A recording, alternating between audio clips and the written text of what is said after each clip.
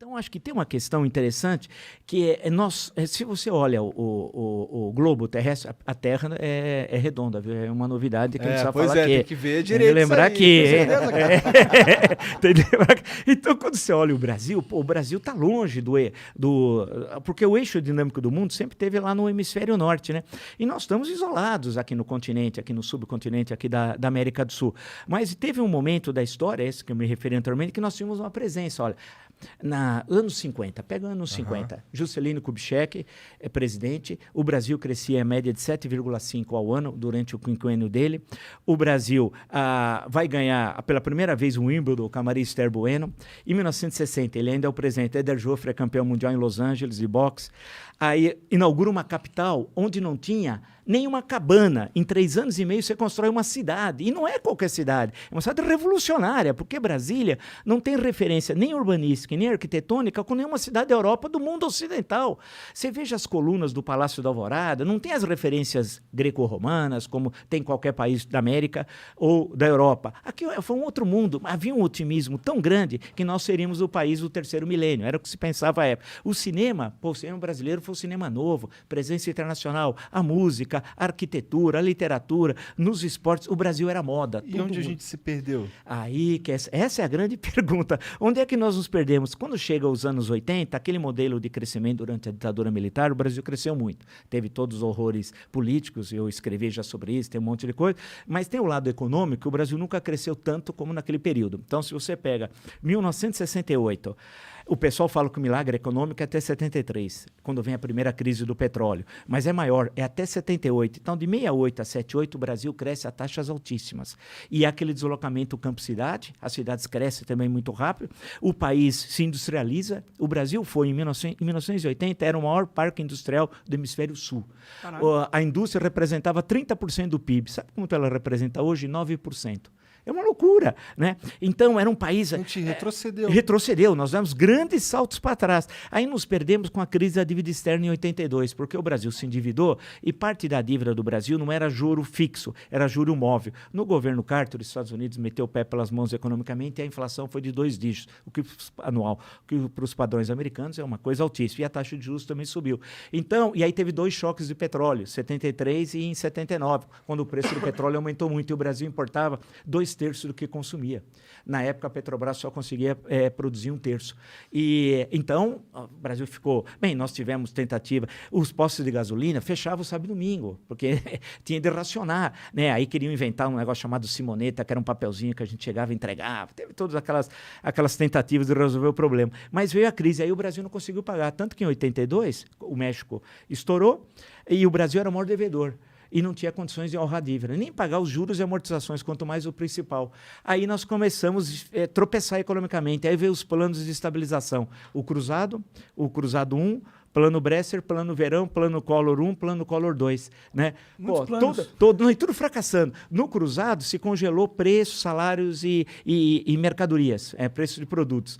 Você Todo mundo sabe que isso não funciona. Mas na época foi um sucesso. O primeiro mês, deu certo no primeiro mês.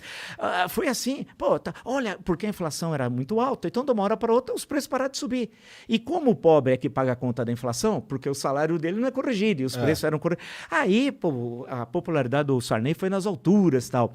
E teve cenas as mais grotescas, teve fiscal do Sarney, que ele inventou uma categoria chamada fiscal do Sarney. Qualquer um de nós podemos fiscalizar uma tabela, porque os preços tinham tabela, independente de onde fosse. Então, um Guaraná, em qualquer lugar ele tinha que custar R$1,50. Não importa se fosse no hotel mais chique ou no boteco da esquina. É absurdo, porque você tem os custos da empresa, isso não existe. Mas aí foi um sucesso. Parece tal. uma tática do Talibã, né? Não, era uma coisa de tentar, porque se queria resolver o problema da inflação. O que aconteceu? Não só não resolveu, como a inflação foi subindo. Nós chegamos a ter inflação de 1.700% ao ano. É que vocês não viram e muitos, os que viram, esqueceram. Nós chegamos na primeira quinzena de março de 1990 a ter 84% de inflação em 15 dias. Era aquela história que você precisava pedir 2 chopps, porque se você pedisse agora, meia hora depois estava mais caro. Porque 84% em uma quinzena é uma loucura. Eu lembro de um comercial da Casa e Vídeo, dizendo que poderia comprar a prazo e era apenas 50% de juros.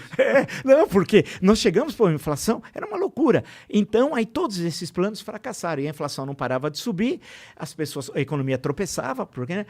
Mas mesmo assim as empresas funcionavam, o que mostra que o empreendedor brasileiro é nota 10. Porque você imaginou como é que você ia comprar do teu fornecedor, se a inflação a mensal muitas vezes era de 50%, você comprava aqui, mas na hora que você ia vender, já o preço já tinha subido. Então, você tinha dificuldades assim de controle de estoque, era uma coisa assim tenebrosa. Aí veio o governo Itamar Franco, que ninguém lembra, foi o melhor presidente dos últimos 50 anos do Brasil, o Itamar, durante 2 anos e meio, que ele era vice. Período de transição, aí vem o Plano Real.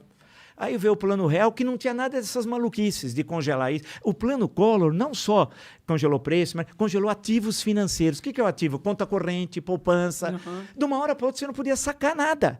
Você precisava pagar o salário dos funcionários da tua empresa. Não tem jeito, você não conseguia pagar. Foi uma loucura. E o que tinha de tão especial no Plano Real? Aí o Plano Real, aí que é uma grande sacada econômica, né? Porque basicamente não só, mas fundamentalmente o André Lara Rezende e o Pércio Arida e tal. Eles já estavam com essa proposta desde o ano da década anterior, chegaram até a publicar em livros e tal. O que eles vão fazer?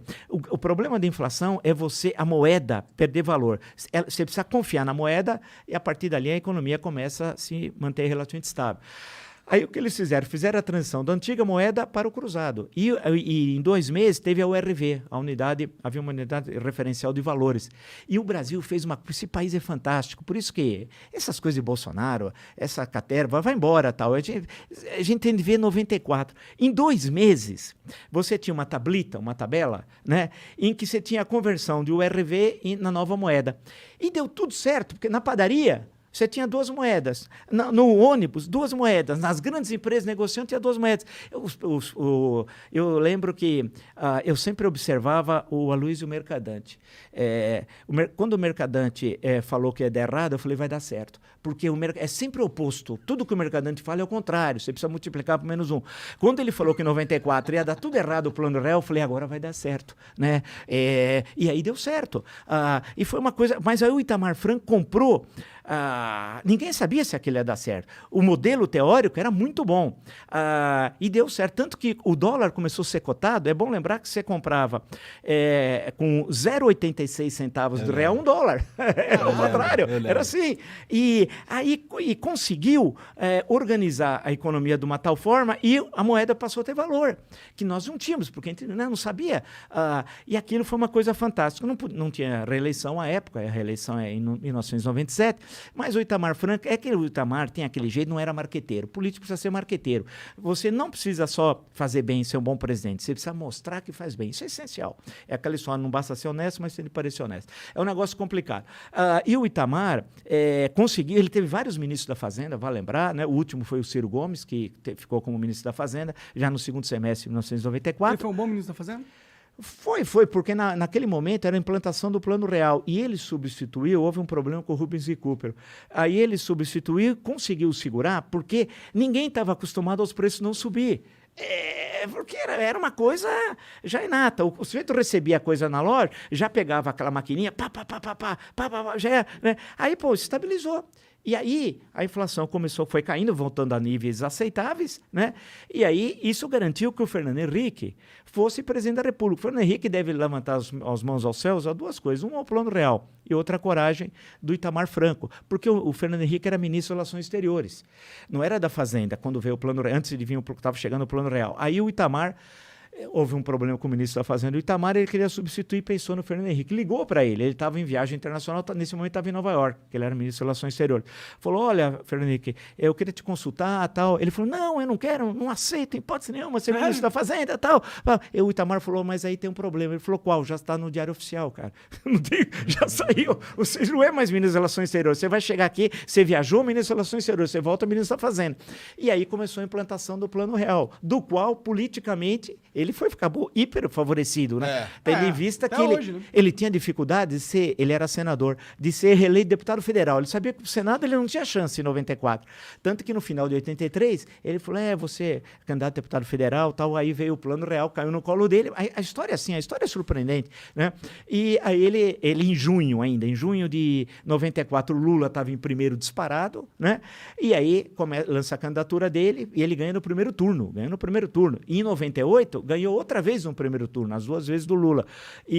Mas fez um governo que, de um lado, teve essa estabilização em relação à inflação, mas foi muito pouco ativo no campo do desenvolvimento econômico. O Brasil cresceu muito pouco. Claro que ele teve crises internacionais, teve a crise da Rússia, a crise asiática, problemas complicados que a moeda nossa aqui teve de ser desvalorizada, teve momentos complicados de crises internacionais e o Brasil não tinha reservas monetárias suficientes para segurar ataque especulativo da moeda. Hoje o Brasil tem uma reserva imensa, que vem, inclusive, ainda desde os governos do PT. Então, você consegue assegurar caso tenha um ataque especulativo. Naquele momento não tinha. E aí ele termina o segundo governo melancolicamente, né, em 2002. Né? Se você for dar uma olhada no governo de 2002, até no Ministério, pega o segundo semestre, eu nem lembro os nomes, eu pego os nomes e falo, mas quem é esse cara? Né? Foi muito ruim. E aí vem as eleições de 2002 e o Brasil passa a seguir um outro caminho. Mas, finalmente, nós conseguimos vencer a inflação, que parecia que era impossível de vencê-la. Agora, claro que foi uma tremenda vitória, mas aí o país parou de crescer, o Brasil precisa crescer, né? E nós temos todas as condições.